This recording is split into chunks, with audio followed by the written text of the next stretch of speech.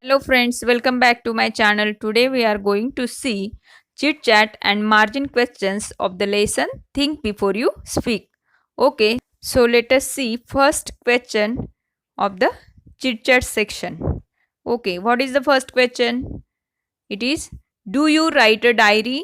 तुम्ही डायरी लिहितात का? डायरी म्हणजे रोजनिशी. याचा आन्सर दोन्ही पद्धतीने येईल बाळांनो. Yes, I right a diary म्हणजे जे लिहत असतील त्यांच्यासाठी यस असेल आणि जे डायरी लिहत नसतील तर त्यांच्यासाठी no, I don't write a diary. Okay, next question, do you write letters or notes to your friends and relatives? Relative म्हणजे नातेवाईक आणि फ्रेंड्स म्हणजे मित्र, तुम्हाला माहितीच आहे. तर तुम्ही तुमच्या मित्रांना किंवा नातेवाईकांना पत्र लिहितात का? तर म्हणजे जे लिहत असतील, कारण आता तर मोबाईलचं युग आहे, मोबाईलने तुम्ही मेसेज करू शकतात, म्हणून ही गोष्ट बऱ्याच अंशी कमी झाली बाळांनो. पण त्याचा आन्सर काही जण लिहतही असतील, तर म्हणून आपण असं दिलंय answer, yes, sometimes I write letters to my relatives and friends. Next question, do you ever fight with your friends? तुम्ही तुमच्या मित्रांबरोबर भांडतात का? त्याचा आन्सर दिलंय मी इथं, sometimes I fight with my friends. Do you have arguments with your family members? तुमचे जे फॅमिलीमधले सदस्य असतील तर त्यांच्याबरोबर तुमचे आर्ग्युमेंट्स होतात का? आर्ग्युमेंट्स म्हणजे वादविवाद. तर त्याचा आन्सर दिलं आहे, yes, sometime I argue with my family members. What are the arguments about? ते आर्ग्युमेंट्स जे वादविवाद असतात ते कशाविषयी असतात? The arguments are about watching TV and playing games on mobile. पहा next question, read the following words which may be used in place of speak. Speak म्हणजे बोलणे होतं बाळांनो, आणि ह्या स्पीक ह्या वर्ड ऐवजी आपण काही नवीन वर्ड्स यूज करत असतो, ते खाली दिलेले आहेत. तर मग या वर्ड्सवर आधारित काही क्वेश्चन्स दिलेत बाळांनो. पहा, A, tick the words you know and underline the ones that you do not know. Find their meaning and pronunciation from a good dictionary. काय म्हटलंय त्यांनी? हे जे काही सगळे वर्ड्स दिलेले आहेत, जर त्या वर्ड्समधील तुम्हाला जे वर्ड्स माहिती आहेत त्यांच्यावर तुम्ही टिक करायचं आहे, आणि जे वर्ड्स तुम्हाला माहीत नाहीत, यू डोंट नो, अशा वर्ड्सला तुम्ही अंडरलाईन करायची बाळांनो. त्यानंतर काय करायचं आहे? Find their meaning and pronunciation from a good dictionary. म्हणजे तुम्ही डिक्शनरीचा यूज करून तुम्हाला जे वर्ड्स माहिती नसतील, ज्यांचं मिनिंग माहिती नसेल, ज्यांचं प्रोनाऊन्सिएशन म्हणजे ज्यांचा उच्चार माहिती नसेल, एका चांगल्या डिक्शनरीमधून त्यांचं मिनिंग आणि प्रोनाऊन्सिएशन तुम्हाला पाहायचं आहे बाळांनो. चला तर मग वन बाय वन आपण सगळे वर्ड्स पाहूयात. टॉक, टॉक म्हणजे बोलणे. नेक्स्ट, अटर म्हणजे उच्चारणे.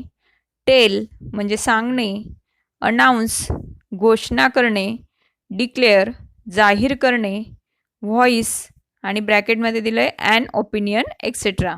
त्याचं मिनिंग होतं बाळांनो आवाज किंवा मत, म्हणजे मत प्रकट करणे एक प्रकारे. कन्वर्स संभाषण करणे. से बोलणे. चॅट गप्पा करणे. Gossip कुचाळक्या.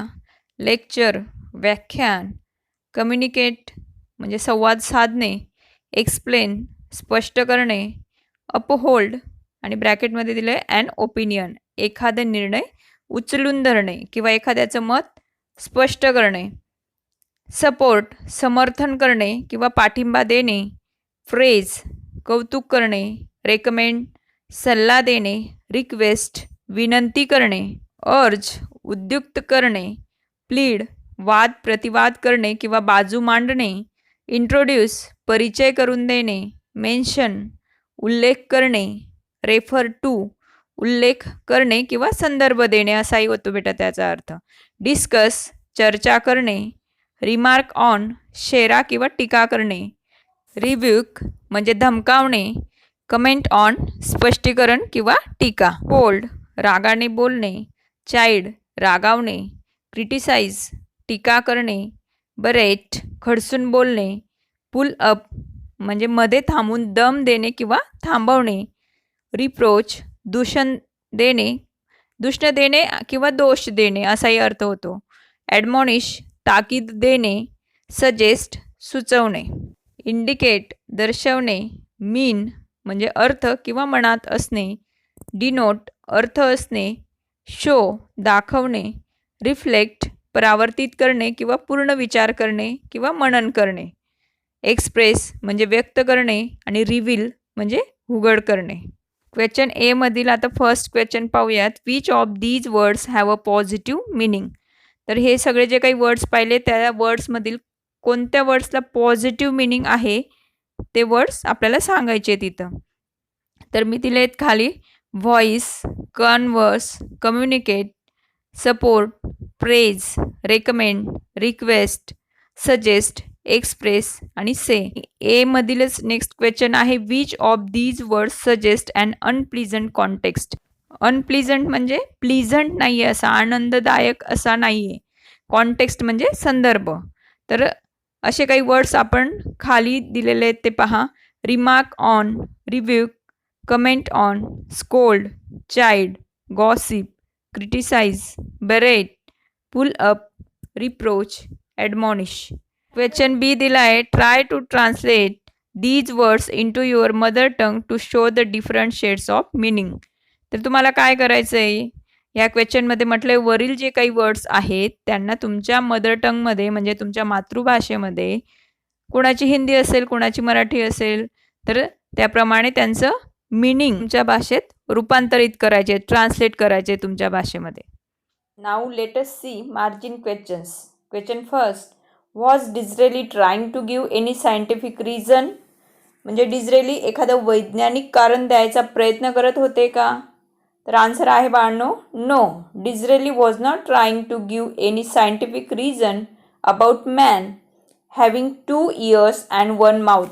Next question. Was he only trying to give a message in light hearted but effective way. म्हणजे डिझरेली हे आपल्याला एक हलका फुलका मॅसेज परिणामकारकरित्या देऊ पाहत होते का. तर त्याचा आन्सर आहे yes. He said man has 2 ears and 1 mouth. It is good for mankind. If man had 2 mouths and 1 ear he would have talked more and listened less, and appearance of his face would have strangely changed. He wanted to give a light-hearted and playful message that man should talk less and listen more. Next question. Draw a comic diagram to represent the content of the first 2 paragraphs. म्हणजे जे 2 paragraph दिलेले आहेत तर त्या पॅरेग्राफला अनुसरून त्या परिच्छेदांना अनुसरून एक कॉमिक डायग्राम काढायची, अशी आकृती काढायची की ज्याच्यामध्ये आपल्याला 2 माउस दाखवता येतील आणि ओनली 1 इयर.